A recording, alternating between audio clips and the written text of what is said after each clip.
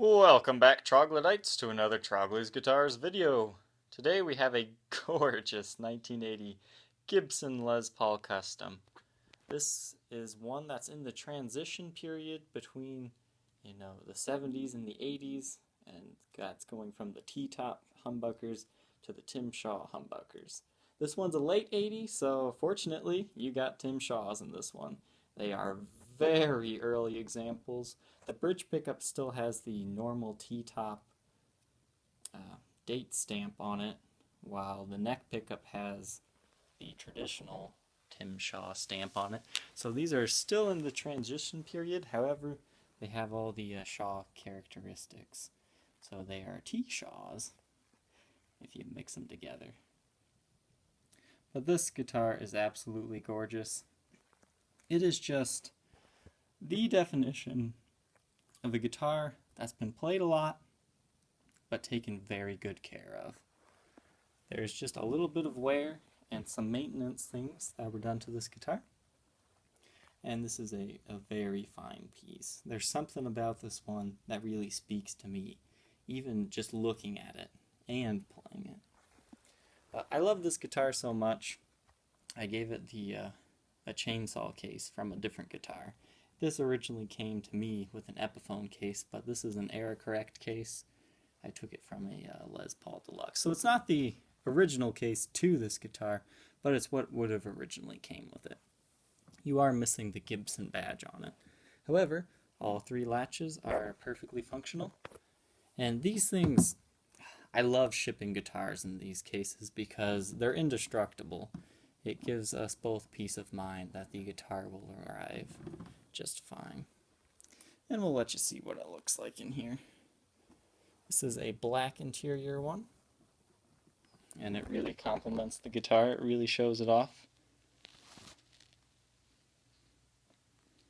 And it's in great shape. The only thing to really note, besides the missing badge there, is the interior by the headstock is kind of peeling off. Very common on these, just about every one. Usually I just put like a piece of tape and tape it back, and that usually works, but I've left it alone for now. And that happens because the tuners, over time, they hit these and it falls down. But you still have your compartment lid, and it's a great case. But back to this gorgeous guitar now. Cosmetically, there are a few things we'll go over here, as well as a few very minor changes. As you can see here on the headstock, there are a few light nicks and dings when you get it in the light. However, up close like this, nothing too bad. You can see there is a chip there in the lacquer. For some reason, the past 3 guitars I've listed in a row have had that same chip in that same area. It's quite funny.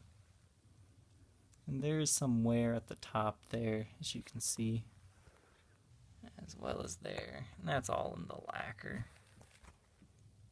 You can see there's a scratch there as well. But nothing too bad. The truss rod cover has been replaced. I'm guessing that because it looks too white. The nut has been replaced. It looks nylon to me, but it might actually be bone. There is a little bit of stand wear on the sides here. Not enough to really turn it a funky color. It just kind of chipped away a little bit at the finish. And that is on both sides. So it looks like they caught that before it got too bad. This guitar was also a lucky recipient of a refret.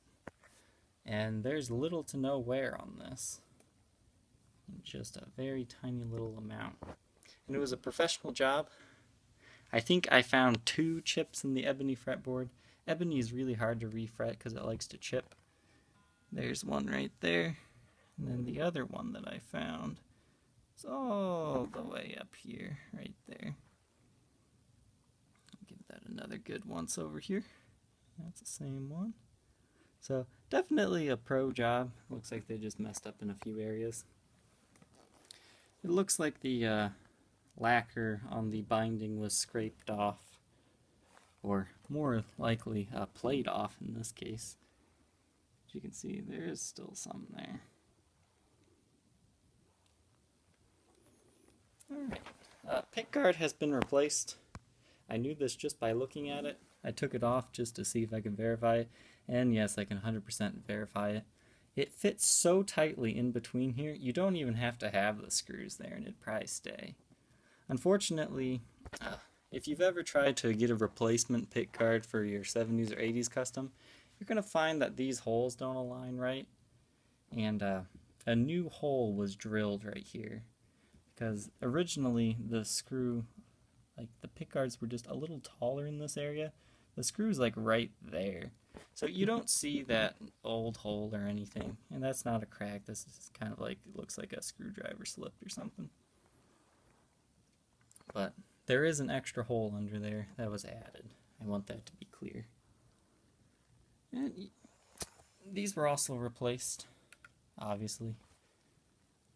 And there's just very light wear on the front. You can see there's a few light nicks and dings. And the lacquer has aged quite beautifully. It's just a very... It still looks natural, but it still has that golden hue to it. So it's very cool. That's probably about the worst ding right there. But just in this arm wear area, there's quite a bit. Maybe he had some sort of bracelet on a lot. But once again, that's all just in the clear coat, and it kind of goes away when you don't have it in the light. But what I like about this guitar is just the simplicity of it. It has very nice, moderate wood grain, nothing over the top, just very calming. And what I also like is it does have some bird's eye you can see there going on. So it is a very unique top. It's not over the top, it's not bland. I especially like the grain there. But it's just a very nice Les Paul custom. And now the back of the guitar. It's in similar, well cared for, but yet well played condition. See the serial number there, 1980, 343rd day of the year, 125th in production for the day. You've got a few light nicks and dings at the top of the headstock, but that's nothing to really worry about. The gold on the tuners is tarnished a little bit, but they are still the original Gibson branded Schaller tuners. And there's no breaks, cracks, or repairs. You're probably wondering what that is. That's kind of where the lacquer has kind of worn away just a little tiny bit. As you'll see, it's evident here from about here to about there. The lacquer is very worn down. It's not like all the way through, I don't believe, but there is no difference in feel. If you were doing a blind test, you would probably guess that was just, you know, how it originally was finished. I mean, if you know,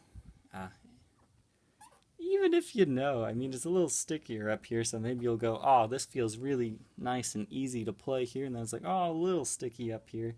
But that's how the neck normally is. So if you're looking for that guitar that you can easily play, this one, it's there. This one excites me for some reason. Not every guitar is made equally, and this is one of the special ones.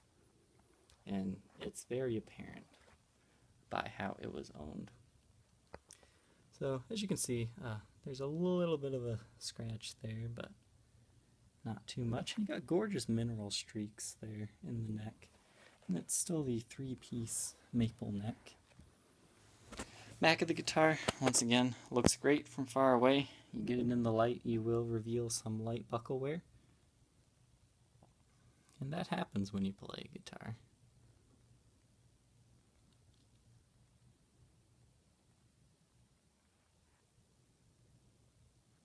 It just happens. As you can see, it's all over the back. You got a few dings and scratches. That's probably the worst, but it's all in the clear coat. The electronics appear to be original. They date to 1980. However, it does appear the pickups have been out of this guitar at one point in time, but definitely put back in. I'll take a look at the sides here. You have some superficial cracks in the binding. They're not going to do anything. That just happens when wood expands and contrasts. The plastic doesn't do that in the same way. You do have strap locks that were put on here. And you've got a few light nicks and dings and lacquer wear on the binding on the sides here. And some stand rash kind of there. The black marks there. And in the cutaway here.